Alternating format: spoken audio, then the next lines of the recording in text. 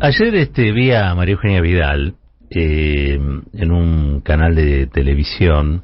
¿Qué de mejorada se la ve a Vidal?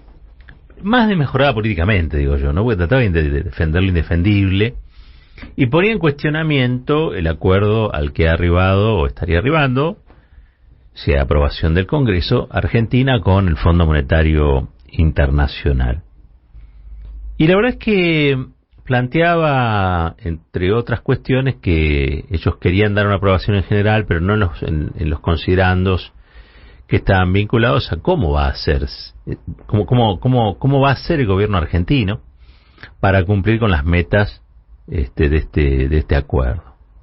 Y vieron que Vidal cambia, ¿no? La cara, y se pone seria y ella sufre mucho, ¿no? La habrán visto casi siempre poner esa cara de que yo lucho contra las mafias. La verdad es que antes eso tenía un efecto, ahora que se sabe las cosas que hacían en el Vapro, las cosas que hacía su ministro de Trabajo, cómo perseguían, cómo espiaban y cómo armaban causas contra aquellos dirigentes sindicales a los que querían borrar del faz de la tierra con una especie de Gestapo. Bueno, medio como que la cara de Vidal ya no es la cara de esa mujer sufrida, sino que es la cara de la hipocresía. Esto no es personal, es una crítica de carácter político, digamos, ¿no? Pero es muy hipócrita el planteo que hoy lleva adelante. Y tuvo que explicar por qué se levantaron en la sesión parlamentaria de apertura de año, ¿no? De la apertura de sesiones legislativas, quiero decir. Y dijo que bueno, que fue lo que marcó el presidente del bloque, pero que entre otras cosas el presidente los había aludido, y había aludido ya en su momento, bueno, una causa penal, y que eso les pareció como que pasaba el límite de lo tolerable. Entonces que se fueron. La verdad es que la causa penal existe, la causa penal avanzó un poco, y es la causa que investiga, entre otras cosas, cómo se llegó a este endeudamiento sideral con el Fondo Monetario, que ustedes saben las consecuencias que tienen. Estamos pagando deudas por generaciones futuras, y la verdad que toda esta gente se maneja con una liviandad, transita por los canales de televisión con una liviandad que sorprende por su hipocresía. Claramente hay una investigación penal, porque las cosas se hicieron muy mal, y no es que esto fue un acto administrativo, un acto político, una potestad del presidente. Lo que ha permitido ver el presidente Alberto Fernández con esto de mandar, bueno, y el voto, obviamente, el voto de los legisladores, de las legisladoras, de que este acuerdo se manda al Parlamento, es que se podía hacer bien, y no como lo hizo Macri. Se podía hacer bien, es decir, se podía hacer utilizando los canales institucionales que la democracia exige cuando se discuten, se debaten o se van a tomar decisiones que involucran no solamente al presente, sino al futuro del país, a las generaciones futuras del país. Pero bueno, Macri se manejó con una especie de displicencia criminal, hoy forma parte de un expediente judicial. No es casualidad que Macri se haya ido a fotografiar con el embajador de los Estados Unidos. Me parece que está buscando allí dar un mensaje muy claro a la jueza Capuchetti, que es la jueza federal, pero también a todo el sistema político argentino, diciendo, bueno, acá está el que me cubre las espaldas, ¿no?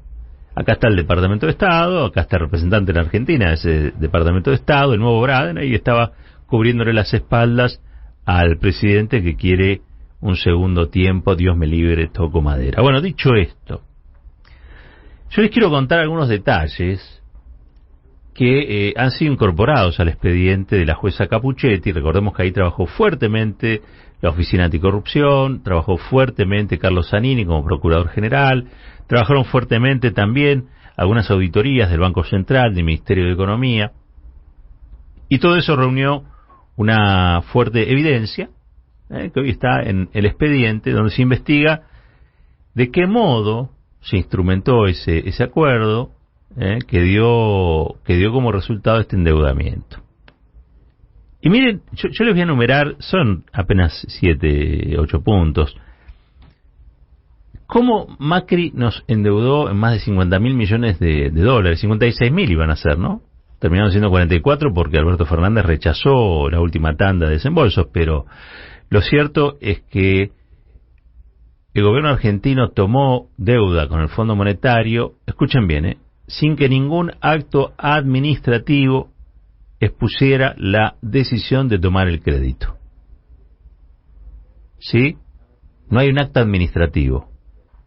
Ustedes saben, cuando el Estado toma una decisión, todo queda por escrito, ¿no? Hay que escribirlo, hay que firmarlo, hay que auditarlo, hay que publicarlo, los actos tienen que ser públicos, ¿sí? Para eso está el boletín oficial. Bueno, no hubo ningún acto administrativo.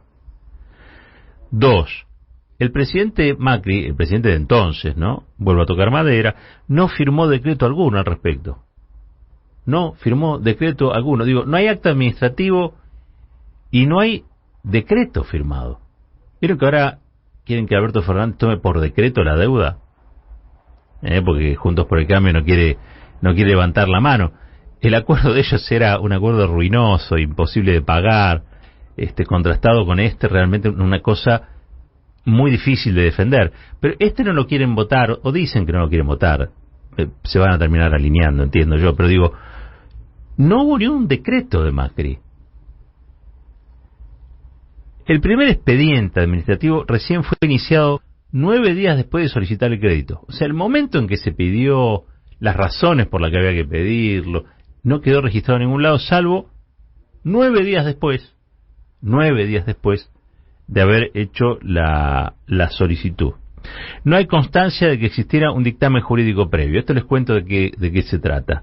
El presidente o un ministro le pide al asunto jurídico, al representante de asuntos jurídicos del ministerio o de la secretaría, o el propio presidente le pide al procurador general, al jefe de los abogados del Estado, che, haceme un dictamen jurídico a ver si estoy metiendo la pata, a ver si estoy cometiendo algún delito, a ver si estoy faltando los deberes de funcionario público, a ver si me estoy llevando puesta la Constitución, o me estoy llevando puesto el Código Penal o el Código Civil y Comercial.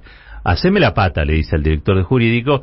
El director de jurídico estudia toda la situación, le dice, metele para adelante o no, frená. ¿Sí? Bueno, no se hizo. No hay dictamen jurídico previo para contraer esta deuda.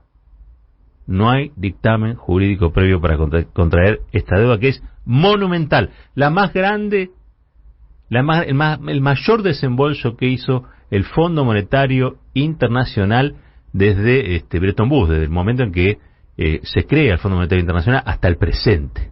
Desembolso mayúsculo. Imagínense que a Macri le dieron la misma plata que el Fondo Monetario Internacional, sí, la misma plata que el Fondo Monetario Internacional puso en repartija en el medio de la pandemia. Se la dieron, en este caso, a un solo país y a un solo presidente al que querían ver reelecto, por presiones de Donald Trump. Pero bueno, esto es como que es sabido, y antes que alguno por ahí diga, pero Macri, miren, la verdad es que las cosas son así. Si quieren le ponemos otro nombre, ponemos un apodo. Pero fue Macri el que hizo estas cosas. Y las hizo mal.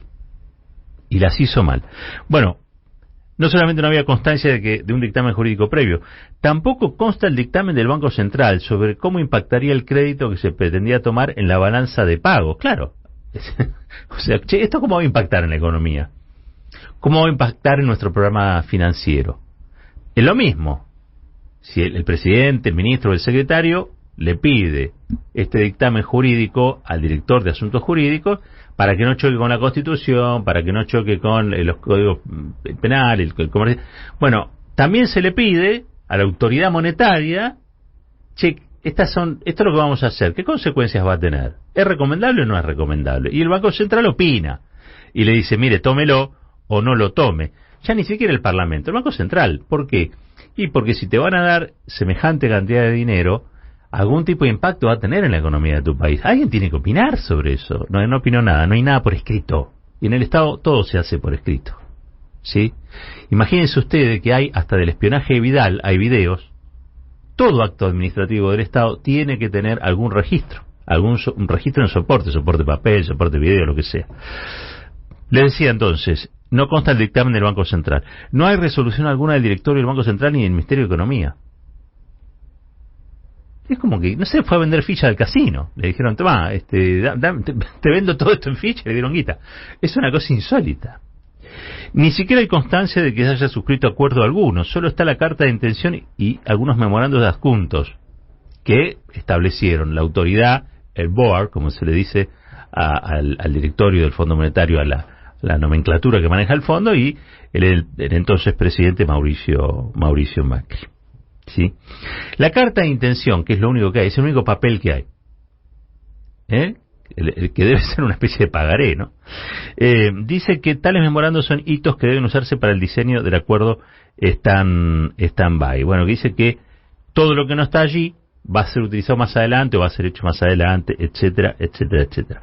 Esa carta de intención es la que siempre se menciona acá, entre otras cosas, tenía miles de veces mencionada la palabra ajuste. Yo escuchaba atentamente, ¿no? Porque, entre otras cosas, el macrismo logró, si uno le saca finalmente, como decía Cristian Carrillo hoy, ¿no? Si uno le saca lo que paga de intereses por la deuda, logró un equilibrio fiscal. No mienten ahí. Han mentido en todo. Ahora, no decir la verdad completa a veces se parece bastante a una mentira, ¿no? Porque si vamos a tomar simplemente que vos, está bien, no estás gastando más de aquello que te entra. Por ejemplo, el macrismo suprimió 3 ministerios. 3 ministerios. El de Ciencia y Técnica, el de Salud, el de Trabajo. ¿Sí? Bajó el salario un 20%. Bueno, qué sé yo, el déficit fue, el déficit primario, como se dice, fue 0. Hubo un equilibrio entre lo que entraba y lo que salía. Ahora, lo que eran gastos o erogaciones por intereses de la deuda subió exponencialmente. Entonces, no cambió el déficit, no es que bajaste el déficit, cambiaste un déficit por otro. Hoy tenés un déficit financiero monstruoso, monumental, que hace que la Argentina tenga que sentarse con el Fondo Monetario Internacional sin mucho margen a negociar un nuevo acuerdo. ¿Para qué? Para refinanciar eso que no se puede pagar. Si fuera que no hay acuerdo, no se puede pasar, no hubiera acuerdo. Lo que está vigente hoy es el acuerdo de Macri. Ese que se tomó, como yo dije, ni siquiera está flojo de papeles, no tiene papeles. Ni siquiera está flojo de papeles, no tiene papeles. Quedó eso, ese engendro, una especie de adefesio, ¿sí? Habría que pagar este año 19.000 millones de dólares. Y la pregunta es, ¿cuántos ministerios tenés que cerrar para pagar eso? ¿Cuántas generaciones tenés que sacrificar? Porque evidentemente todo lo que son programas sociales, obviamente tenés que recortar la jubilación. Digo, ¿cómo pagás 19.000 millones de dólares hoy, 2022? No, es imposible. Por eso la refinanciación. Eso es lo que se está discutiendo como corresponde ahora en el Parlamento de la Nación Argentina, donde están los representantes del pueblo. Se va a aprobar, seguramente va a haber muchos discursos. Ayer el presidente Alberto Fernández dijo, yo los detesto tanto como ustedes, estuve 2 años negociando con esta gente. Seguramente va a haber muchos reproches, va a haber gente de Juntos por el Cambio que dice, yo estoy de acuerdo con que hay que pagarle al Fondo Monetario Internacional, pero a la vez no quiero respaldar un plan de gobierno, porque son así irresponsables. Entonces dice, no quiero.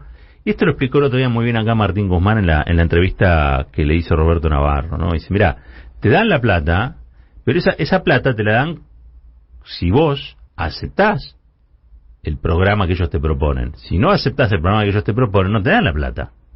Son inescindibles, dijo. Lo cual suena lógico. Bueno, Juntos por el Cambio dice ahora que no, que el programa que propone el Fondo Monetario no, pero que sí hay que pagarle al Fondo Monetario, entonces se lo va a aprobar. Tienen un problema, y es que la coalición o la alianza macrista empieza a pensar también en el 2023. No es que son todos los problemas de Frente de Todos, no. También ellos tienen muchísimos problemas, y hay distintas miradas, la que tiene el propio Macri y la que tiene, por ejemplo, sus socios radicales. Todos de algún modo vienen afilando el cuchillo para lo que se viene, que es un 2023 en el que va a haber elecciones presidenciales. Uno dice, ¿cómo estamos ocupándonos de lo que va a suceder en el 2023 cuando todavía tenemos irresuelto este 2022? Y lo único que se puede decir día a día de este 22 es que un día tras otro lo que gobierna es la incertidumbre. Es la incertidumbre, a fin de cuentas. De eso se trata. Este año arrancó con una variante de la cepa, del COVID, que fue Omicron, ¿sí? Y cuando eso se empezó a resolver, arrancó una guerra. Arrancó una guerra que está poniendo el precio de la energía por las nubes, ¿sí? Y que pareciera no estar en su etapa de definición o en su etapa de desenlace. Pareciera que esa guerra nos va a acompañar un tiempo, ¿no? Entonces, hoy gobierna la incertidumbre. Pero, sin embargo, hay cosas que a uno le llaman la atención. Sin embargo, hay gente que ya está pensando en el 2023. Supongo será, no sé, confianza en que pese a todo, confianza en que, a pesar de todo, la Argentina va a seguir existiendo en el 2023. Para un lunes lluvioso como el de hoy, no es una mala noticia.